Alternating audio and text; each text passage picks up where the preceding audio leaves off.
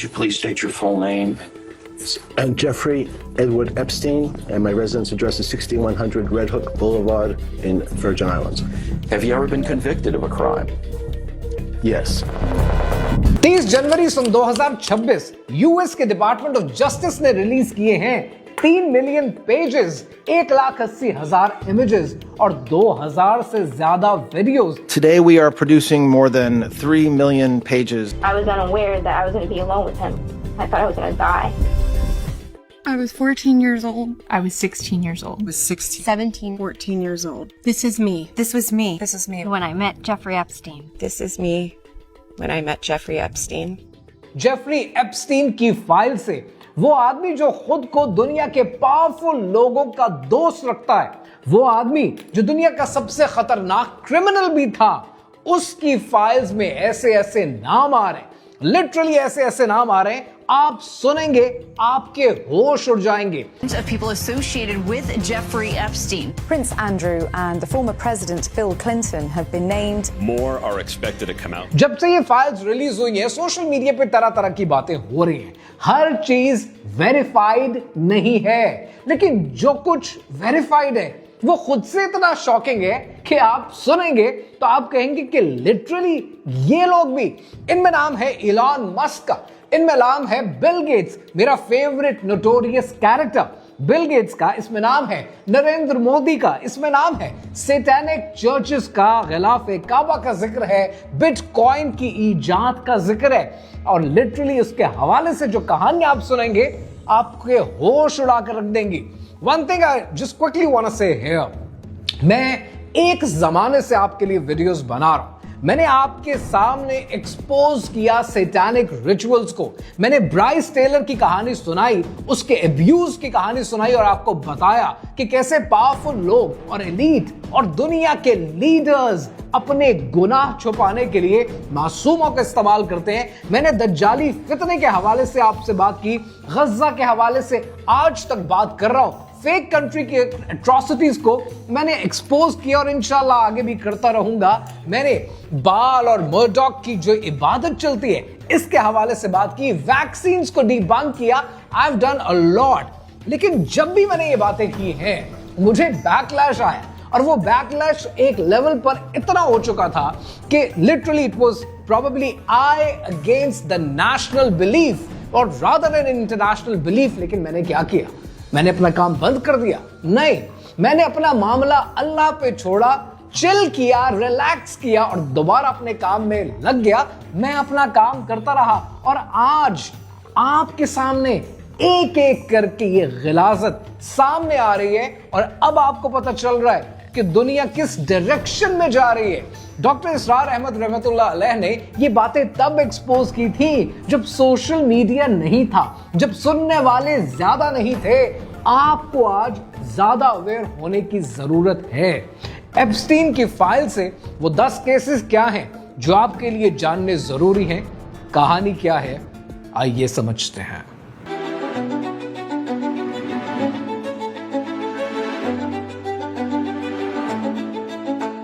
सबसे पहले देखते हैं इलॉन मस्क की एंगेजमेंट को. और इलॉन मस्क ने 2019 में वैनिटी फेयर को इंटरव्यू दिया और कहा कि Epstein tried repeatedly to get me to visit his island and I refused to attend a party on Epstein island. ये तो बात है जो इलॉन मस्क ने कही है, लेकिन जो डीओजे ने फाइल्स रिलीज की हैं ये तो कुछ और ही बात करती हैं. ये फाइल्स बात कर रही हैं कि नवंबर 24, 2012 इलॉन मस्क को एप्स्टीन ने ईमेल लिखी है और एप्स्टीन पूछ रहा है कि हेलीकॉप्टर में कितने लोग आ रहे हो, जिस पर इलॉन मस्क ने अगले दिन जवाब दिया है कि प्रोबेबली मैं और टलूला, जो कि उस वक्त उसकी बीवी थी, हम शायद 2 होंगे. और साथ ही सवाल पूछ लिया इलॉन मस्क ने कि ये बताओ कि तुम्हारे आइलैंड पे सबसे वाइल्डेस्ट पार्टी वो किस दिन होती है. कि वो आदमी है जो कह रहा है कि मैंने रिफ्यूज कर दिया, मैंने उसको मना कर दिया. दिसंबर 25, 2012 क्रिसमस डे पर इलॉन मस्क एप्स्टीन को ईमेल लिख रहा है और कह रहा है कि मैं पागलों की तरह काम कर रहा हूं, बच्चे आए हुए हैं और जरा ये बच्चे चले जाएं तो I really want to let loose और I really want to hit the party scene. मैं आना चाहता हूं पार्टी में, मुझे तरीका बताओ. ये वो आदमी है जो कहता है मैंने रिफ्यूज कर दिया. फिर दिसंबर 2013 के अंदर इलॉन मस्क कहता है कि मैं ऑलरेडी सेंट बार्ट्स के एरिया में हूंगा हॉलिडेज के लिए, is that a good time of the year for the party, जिसके ऊपर एप्स्टीन कहता है कि 1 तारीख से लेकर 8 तारीख के बीच में कभी भी आ जाओ, अच्छी पार्टी हो जाएगी। और ये बात है दिसंबर 2013 की, जिस पर इलॉन मस्क कहता है कि मैं 3rd को आ सकता हूं, और जवाब में एप्स्टीन लिखता है कि बैड न्यूज। 3rd को क्या सिचुएशन है? Bad news, unfortunately my schedule will keep me in New York. तो मना किसने किया? इलॉन मस्क ने मना किया या मना किया है एप्स्टीन ने? इंटरेस्टिंग बात यह है कि इलॉन मस्क का क्लेम बोगस साबित होता है। Unfortunately my schedule will keep me in New York, ये मना किया है एप्स्टीन ने। लेकिन दुनिया पता क्या करती है? दुनिया इलॉन मस्क को पहले भी पूछती थी, आगे भी पूछते रहेंगे, खास तौर पर हमारे नौजवान। क्यों? क्योंकि पैसा है। तो जिसके पास पैसा है उसको पूछना जरूरी है। यह है फॉर्मूला आजकल के दौर का। और इस्लाम ने कभी भी पैसे की ज्यादती को, ज्यादा होने को हाईलाइट नहीं किया। वो आपकी पाइटी को, आपके नेक होने को रिप्रेजेंट नहीं करता। ये वो लोग हैं जो हमारे रोल मॉडल्स हैं। और अब बात करते हैं अपने फेवरेट कैरेक्टर की, बिल गेट्स की। अब देखते हैं जरा बिल गेट्स का केस, क्योंकि बिल गेट्स का केस बहुत डिस्टर्बिंग है। आपको याद होगा कि इसके हवाले से मैंने कितनी रील्स बनाई है, इन साहब को एक्सपोज करने की कोशिश की है, और मुझे आगे से जवाब मिलता था कि बड़ा अच्छा आदमी है, वैक्सीन्स देता है। ये वैक्सीन्स देने वाला आदमी बहुत दफा एक्सपोज कर चुका हूं, इनकी इन्वेस्टमेंट्स को एक्सपोज कर चुका हूं कि कितने अच्छे आदमी हैं, कितने बड़े सॉफ्टवेयर गुरु हैं। सब चोरी का माल है। छोटी कंपनी से सॉफ्टवेयर को लेकर उसे माइक्रोसॉफ्ट में मर्ज करते हैं, स्टॉक प्राइसेस को मैनिपुलेट करते हैं, पॉपुलेशन कम करना चाहते हैं, and the list goes on. इन्होंने जहां जहां पर इन्वेस्टमेंट कर रखी है ना, कभी डिटेल में उसको पढ़ने की कोशिश करें, आपके 14 तबक रोशन हो जाएंगे। बड़ा अच्छा आदमी है। फाइल्स में एप्स्टीन की ड्राफ्ट ईमेल्स मिली है, जिसमें वो लिखता है, और ये जुलाई 18, 2013 की है। वो लिख रहा है इन ईमेल्स के अंदर, ये ड्राफ्ट ईमेल्स हैं तो शायद उसने अभी भेजी नहीं है। इन ड्राफ्ट ईमेल्स के अंदर एप्स्टीन क्लेम करता है कि बिल गेट्स को रशियन गर्ल्स के साथ एक्स्ट्रा मैरिटल अफेयर की वजह से एसटीडी हो गया, और वो चाहता था कि एंटीबायोटिक्स मेलिंडा को सीक्रेटली दे दिए जाएं। ओ माय गॉड, कितना अच्छा आदमी है, वैक्सीन देता है। ये ड्राफ्ट ईमेल्स है, और इन ड्राफ्ट ईमेल्स में एप्स्टीन क्या लिख रहा है? To add insult to the injury, you implore me to please delete the emails regarding your STD. You requested that I provide your antibiotics that you can surreptitiously give to Melinda. और यहां important बात यह है कि ये Epstein के claims हैं, ये वेरीफाइड नहीं है। ये ड्राफ्ट ईमेल्स हैं जो शायद उसने भेजनी थी, नहीं भेजी, भेजना चाहता था, नहीं भेज पाया। बिल गेट्स के स्पोक्स पर्सन ने कहा है कि these claims are absolutely absurd and completely false. लेकिन, और ये बहुत बड़ा लेकिन है, लेकिन बिल गेट्स की जो बेगम रही हैं, जो कि अब उनकी वाइफ नहीं है, मेलिंडा फ्रेंच गेट्स, उन्होंने 3 फरवरी 2026 को एनपीआर के वाइल्ड कार्ड पॉडकास्ट में एक इंटरव्यू दिया है। और इस इंटरव्यू में मेलिंडा गेट्स ने कहा है, for me it's personally hard whenever these details come up, right, because it brings bad memories of some very very painful times in my marriage. Certainly we can understand that कि ये कोई ऐसी कहानियां नहीं होती हैं जिनको बयान करते हुए इंसान को अच्छा महसूस हो। बट मेलिंडा गेट्स ने आगे पता है क्या कहा? उसी इंटरव्यू में वो आगे कहती हैं कि whatever questions remain there, I cannot even begin to know all of that. These questions are for those people and for my ex-husband. They need to answer these questions, not me. ये Melinda Gates हैं जो publicly कह रही हैं कि Bill Gates को जवाब देना चाहिए। याद है सन 2022 में एक इंटरव्यू में मेलिंडा गेट्स ने कहा था कि एप्स्टीन एक इवल पर्सोनिफाइड इंसान है, और बिल गेट्स को क्लियरली मना किया था कि उसके साथ ताल्लुकात बंद करें। गेट्स के और एप्स्टीन के जो आपस में ताल्लुकात हैं, ये सन 2012 से 2014 तक के डॉक्यूमेंटेड हैं। और एप्स्टीन, ये इंपॉर्टेंट बात है, एप्स्टीन आपको पता है कि कब कन्विक्टेड हुआ, सेक्स ऑफेंडर बना? 2008 में, यानी उसके बावजूद भी इनके ताल्लुकात हैं। न्यूयॉर्क टाइम्स ने 2019 में रिपोर्ट किया कि गेट्स ने एप्स्टीन के न्यूयॉर्क मेंशन में मल्टीपल डिनर्स किए हैं। अब सवाल यह है कि अगर ये सब एब्सर्ड है, फॉल्स है, तो मेलिंडा क्यों पब्लिकली कह रही हैं कि बिल गेट्स को जवाब देना चाहिए? अब आप एक काम करें, अब आप जाएं नेटफ्लिक्स पे, नेटफ्लिक्स खोलेंगे तो वहां पर आपको बिल गेट्स के दिमाग के ऊपर एक डॉक्यूमेंट्री मिलेगी, जहां पर ये भाई साहब कहते हैं कि मैं बहुत बिजी रहता हूं, इसलिए साल में एक थिंक वीक लेता हूं, जिसमें मैं किसी इंसान से नहीं मिलता हूं, किताबें होती हैं और मैं होता हूं। वो थिंक वीक होता है या वो एसटीडी वीक होता है, ये इनको क्लैरिफाई करने की जरूरत है। देखिए, यहां पर पॉइंट ये नहीं है कि कोई अपनी पर्सनल जिंदगी में क्या करता है, पर यहां मामला बच्चों का है। ये अंडर एज बच्चों की बात हो रही है, जो दुनिया के हर मजहब के मुताबिक, हर इखलाक के तकाजे के मुताबिक, इंसानियत के मुताबिक इससे गिरी हुई हरकत हो नहीं सकती, और ये सबसे बड़ा क्राइम है। पर आप तो अच्छे आदमी हैं, फ्री वैक्सीन्स देते हैं। आपको पता है इंटरेस्टिंग बात क्या है? इंटरेस्टिंग बात यह है कि हमें यह बताया गया था कि कोविड-19 एक अचानक आने वाली आफत है, लेकिन जनवरी 2026 की जो फाइल्स दास्तान सुना रही हैं, ये तो दास्तान ही कुछ और है। इन डॉक्यूमेंट्स में 2011 से लेकर 2014 के दरमियान ऐसी ईमेल्स और ऐसे मिनट्स ऑफ द मीटिंग सामने आए हैं कि जिसमें बिल गेट्स और जेफरी एप्स्टीन एक ग्लोबल पेंडेमिक सिमुलेशन पर काम कर रहे थे, कोविड आने से 6 साल पहले। और इन फाइल्स को अगर आप देखें तो ये फाइल्स रिवील करती हैं कि एप्स्टीन ने गेट्स को मशवरा दिया कि ग्लोबल हेल्थ को एक बिजनेस मॉडल में कैसे कन्वर्ट किया जाए। एप्स्टीन ने एक ग्लोबल पेंडेमिक फंड भी तजवीज किया था, जिसके जरिए वैक्सीन की प्रोडक्शन और डिस्ट्रीब्यूशन पर मुकम्मल कंट्रोल हासिल किया जा सकेगा।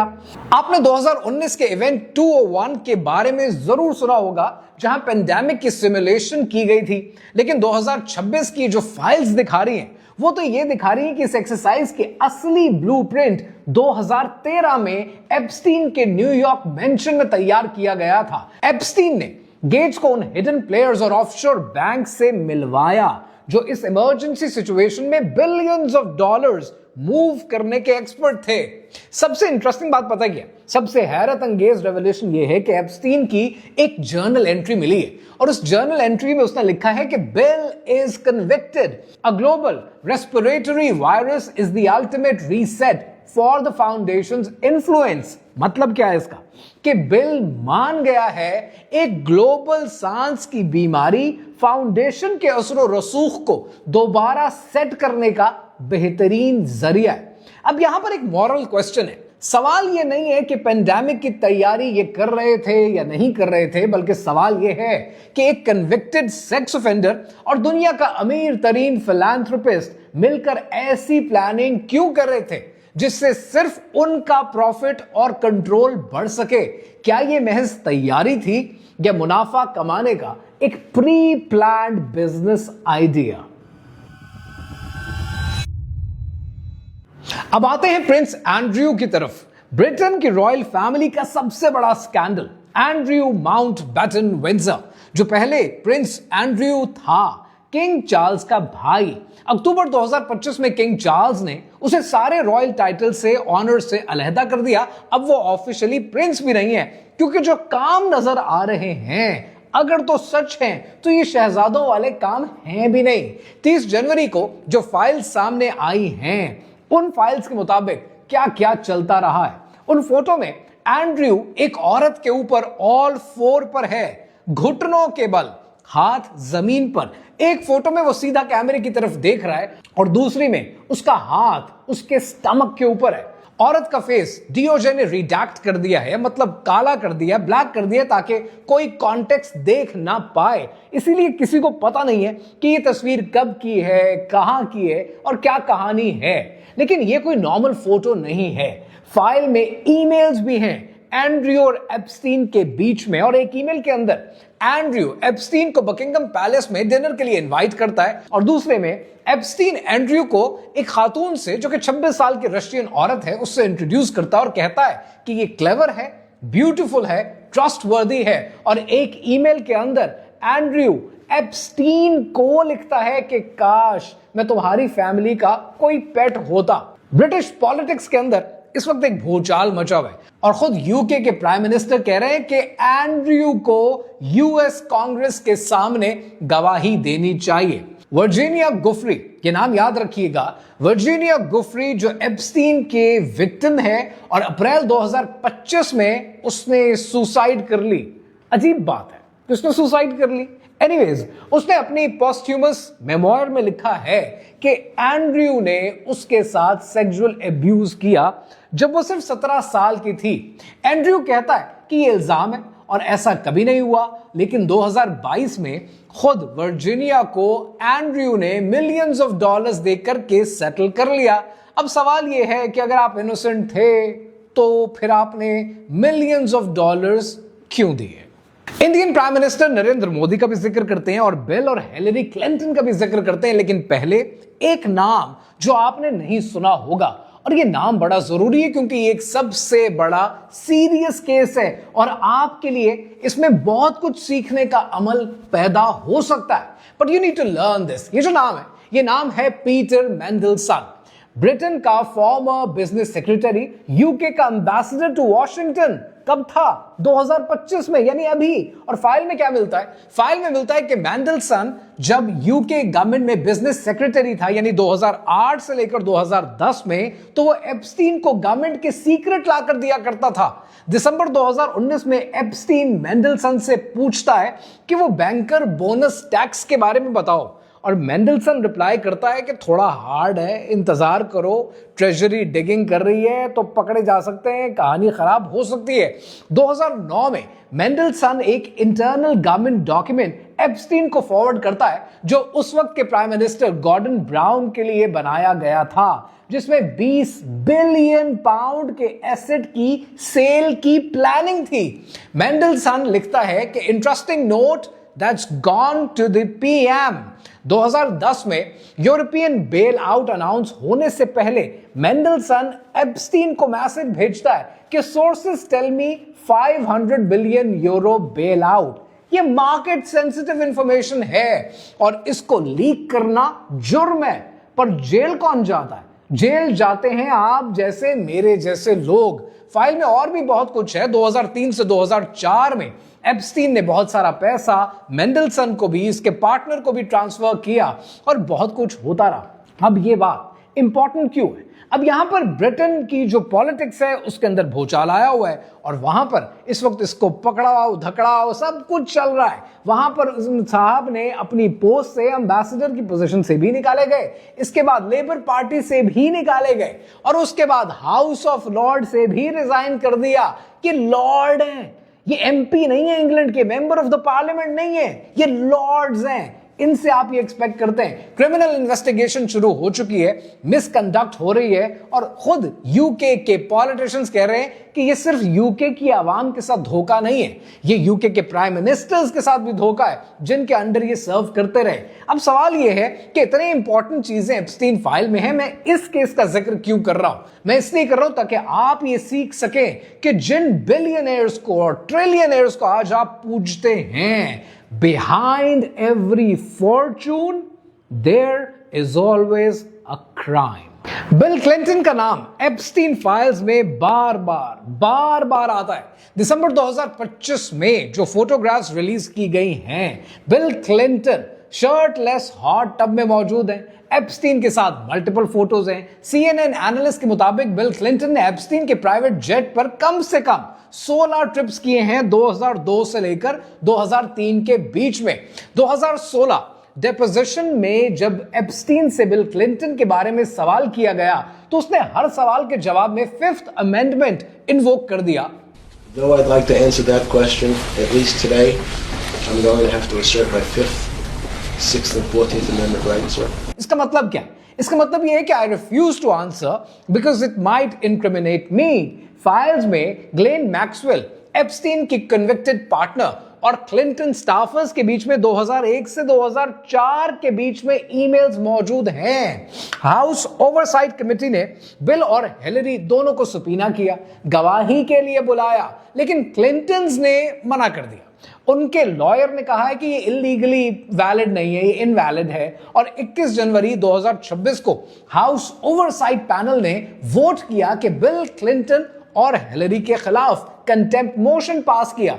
पता है कंटेम्प्ट मोशन का क्या बना? 34/8 पास हो गया और हिलरी क्लिंटन के खिलाफ 28/15 वो भी पास हो गया। यहां तक कि 9 डेमोक्रेट्स ने खुद बिल क्लिंटन के खिलाफ वोट दिया है। कमेटी के जो चेयर हैं जेम्स कॉर्नर, वो कहते हैं कि no one is accusing the Clintons of any wrongdoing, we just have questions. लेकिन क्लिंटन के जो रिप्रेजेंटेटिव हैं वो कहते हैं कि बिल ने 2002 से 2003 के बाद एप्स्टीन से नाता खत्म कर दिया, ताल्लुक खत्म कर दिया और कोई ताल्लुक नहीं इनका आपस में। लेकिन फाइल्स कहती हैं कि 2009 तक मैक्सवेल, जो अब सेक्स ट्रैफिकिंग के लिए 20 साल की जेल काट रही हैं, क्लिंटन सर्कल्स में वेलकम थी। और 2013 में क्लिंटन ग्लोबल इनिशिएटिव कॉन्फ्रेंस में उन्हें ऑनर किया गया है। अगर सब कुछ 2003 में खत्म हो गया था तो 2009 फिर 2013 में मैक्सवेल के साथ एसोसिएशन क्यों था? यू नो व्हाट, आप इन सारी चीजों से कुछ प्रूव नहीं कर पाएंगे। एप्स्टीन फाइल्स सिर्फ गुमराही है, इससे आप कभी भी सच तक नहीं पहुंच जाएंगे और अगर पहुंच भी पाए तो इंसाफ कभी नहीं मिलेगा। अब बात करते हैं Indian prime minister Narendra Modi की। जनवरी 2026 की फाइल्स में 2017 की ईमेल सामने आई हैं और इन ईमेल्स के अंदर एप्स्टीन ने Indian prime minister Narendra Modi के बारे में अजीब बात लिखी है। एप्स्टीन ने दावा किया है कि उसने नरेंद्र मोदी को मशवरा दिया है कि वो इस्राइल का विजिट करें और वहां डांस करके, नाच कर डोनाल्ड ट्रंप को खुश करने की कोशिश करें। Indian ministry of foreign affairs ने इसे ट्रैशी रोमिनेशंस यानी फजूल ख्यालात कहकर रिजेक्ट कर दिया है। लेकिन ऑपोजिशन ने सवाल खड़ा कर दिया है। ऑपोजिशन तो पूछ रही है कि क्या एप्स्टीन ने स्टीव बैनन के जरिए मोदी तक रसाई हासिल की और क्या ऐसा करने की कोशिश की? फाइल में मोदी और एप्स्टीन के कोई डायरेक्ट मुलाकात के सबूत अभी तक नहीं मिले, पर आगे मिल सकते हैं। यू नेवर नो, क्योंकि आधी से ज्यादा फाइल्स तो अभी तक रिलीज भी नहीं हुई हैं। लेकिन एप्स्टीन के जो ख्यालात हैं मोदी के बारे में और जो कुछ उस बारे में लिखा है, ये बजाते खुद अपनी जात के अंदर एक पूरा सवाल है। जनवरी 2026 की एक्सट्रैक्शन में शामिल 1,80,000 इमेजेस में से कुछ इमेजेस एप्स्टीन के आइलैंड पर मौजूद ब्लू एंड व्हाइट टेंपल के अंदर के हैं। इन्वेस्टिगेटिव जर्नलिस्ट और ऑसनेट एक्सपर्ट्स ने क्लेम किया है कि वहां एक फैब्रिक, एक कपड़ा मिला है जिस पर कुरानी वर्सेस जैसा कुछ लिखा है। कुछ इस्लामिक पैटर्न्स मौजूद हैं जो बिल्कुल गिलाफे काबा के हवाले से है और गिलाफे काबा की किसी हिस्से जैसा हो सकता है। सवाल यह है कि एक पीडोफाइल के आइलैंड पे एक मुकद्दस चीज का क्या काम? क्या ये एप्स्टीन को किसी अरब क्लाइंट ने दिया है और बहुत से अरब लोगों के नाम इसमें मंजर आम पर आ रहे हैं? But you never know until you know, there is nothing proven so far. या फिर ये एप्स्टीन की ओकल्ट कलेक्शन का हिस्सा है। इस रेवलेशन के अंदर अगर आप गौर से देखेंगे तो मुस्लिम दुनिया के अंदर सर्टनली एक गमो गुस्सा पाया जाता है जो कि जायज बनता है। लेकिन शायद मेरी कोशिश ये होगी कि गिलाफा काबा के हवाले से और गिलाफे काबा और एप्स्टीन इकट्ठे एक जुमले में अच्छे लगते नहीं हैं, इसलिए इसके हवाले से ज्यादा बात ना की जाए तो बेहतर है, क्योंकि जितनी ज्यादा बात करेंगे वो गुमराही के जुमरे में आएगा और वो बेहुरमती के जुमरे में आएगा। और यही मशवरा उन तमाम इन्फ्लुएंसर्स को भी मैं दूंगा जो इस वक्त एप्स्टीन फाइल्स को कवर कर रहे हैं। Try avoiding it the best you can. इसी आइलैंड पे सिर्फ एक मंदिर ही नहीं था बल्कि एक छोटा सा स्टोन चर्च भी मौजूद था जिसे मर्डॉक चर्च के नाम से रेफर किया गया है। 2026 की फाइल से पता चला है कि इस चर्च की बुनियाद में साउंड प्रूफ चेंबर्स बनाए गए। आर्किटेक्चरल मैप दिखाते हैं कि चर्च का डायरेक्ट कनेक्शन एप्स्टीन के मेन मेंशन के अंडरग्राउंड टनल के जरिए होता था। डॉक्यूमेंट्स के मुताबिक इस चर्च में आने वाले लोगों की लिस्ट में मीडिया मोगल रूपर्ट मर्डॉक का नाम भी शामिल है। अब ये चर्च क्या था? वहां पर सेटनिक रिचुअल्स हुआ करते थे, वहां पर बाल की इबादत की जाती थी, वहां मर्डॉक को माना जाता था। ये कहानी क्या है? या वहां पर सैक्रिफाइसेस दिए जाते थे। अब ये बातें आहिस्ता आहिस्ता आपके सामने आनी शुरू होंगी। एंड लाइकवाइज आपने पिज्जा गेट के बारे में सुना होगा, लेकिन जनवरी 2026 की फाइल्स ने इसे कंफर्म कर दिया। इन 3 मिलियन पेजेस के अंदर हजारों ईमेल्स ऐसी मिलेंगी कि जिसके अंदर पिज्जा, चीज, हॉट डॉग जैसे अल्फाज यूज किए गए हैं, जबकि वहां उस आइलैंड पर कोई डिलीवरी का निजाम मौजूद नहीं था। वहां पर कुछ ऐसा नहीं था कि आपने किसी ऐप से मंगवा लिया। डीओजे की फाइल्स में एक कोड डिक्शनरी भी मौजूद है और यह दिखाती है कि यह पीडोफाइल नेटवर्क अपने इन कोड्स के जरिए कम्युनिकेट किया करते थे। मसलन चीज पिज्जा का मतलब है चाइल्ड पोर्नोग्राफी। इन फाइलों ने उन लोगों के चेहरे बेनकाब कर दिए जो सालों तक इस सब को कॉन्स्पिरेसी थ्योरी कहकर मजाक उड़ाया करते थे। अब आते हैं उस राज की तरफ जिसने क्रिप्टो की दुनिया में आग लगा दी है।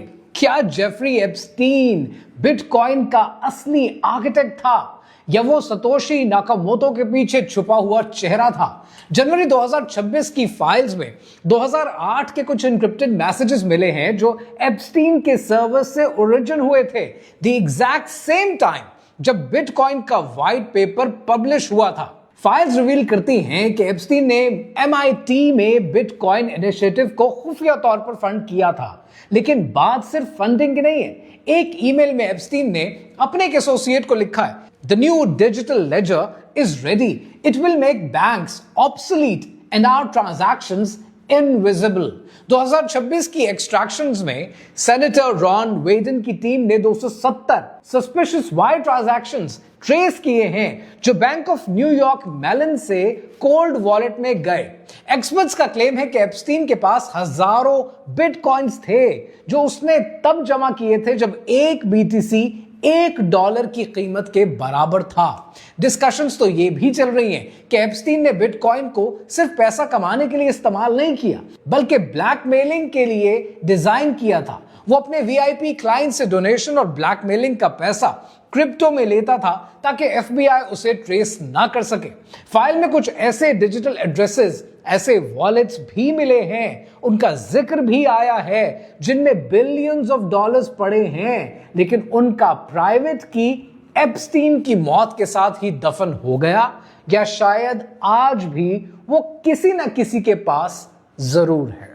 3 मिलियन पेजेस, 1,80,000 इमेजेस, 2000 से ज्यादा वीडियोस, और फिर भी डेप्यूटी अटॉर्नी जनरल टॉड ब्लांचे कहते हैं कि there is nothing in there that allowed us to prosecute anybody।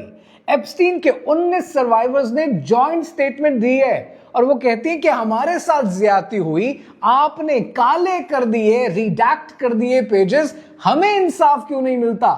इन लोगों को क्यों नहीं पकड़ा जाता? इन लोगों से सवाल क्यों नहीं होता? क्या सिर्फ ज्यादती का निशाना बनने, सैतानिक प्रैक्टिसेस का निशाना बनने के लिए हम ही रह गए?